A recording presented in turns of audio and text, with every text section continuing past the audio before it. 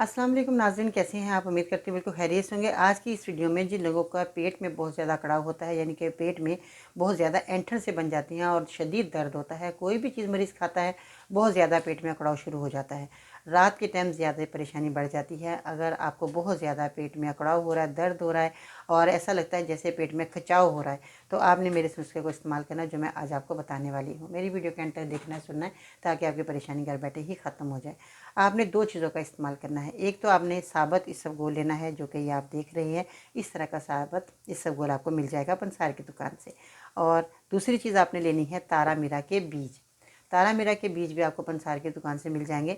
1 पाव तारा मीरा के बीज लेने हैं और साबुत इसबगोल जो है 1 छटाक आपने लेना है। अब इन दोनों चीज़ों को आप मिक्स कर लें अच्छे तरीके से, और इसको पाउडर भी आप बना सकते हैं, नहीं तो ऐसे ही आप इसको मिक्स करके खाएं। 1 चम्मच सुबह, दोपहर, शाम खाना खाने के बाद पानी से आपने इस्तेमाल करना है। और इसके अलावा जो शुगर के मरीज़ हैं वो भी ये मेरा नुस्खा ले सकते हैं, बेफिक्र होकर। उनको भी कोई नुकसान नहीं होगा, कोई साइड इफेक्ट नहीं है। ये घरेलू चीज़ें हैं और इस्तेमाल करेंगे तो आपके पेट का अकड़ाव ख़त्म हो जाएगा। आपने नरम ग़िज़ा का इस्तेमाल करना है, कोई भी ठोस और ऐसी तली चीज़ों का इस्तेमाल नहीं करना जो कि आपके पेट में दोबारा से दर्द शुरू हो जाए।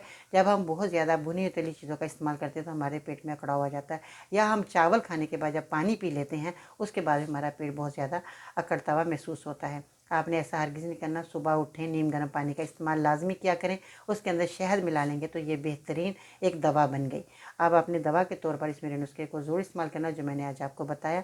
आज की खूबसूरत बात, बेहतरीन ज़िंदगी जीने के लिए इस हकीकत को तस्लीम करना पड़ता है कि सबको सब कुछ नहीं मिल सकता। अपना ख्याल रखिएगा। इसके साथ ही बाजी पर उनको इजाज़त दीजिएगा जी। अल्लाह।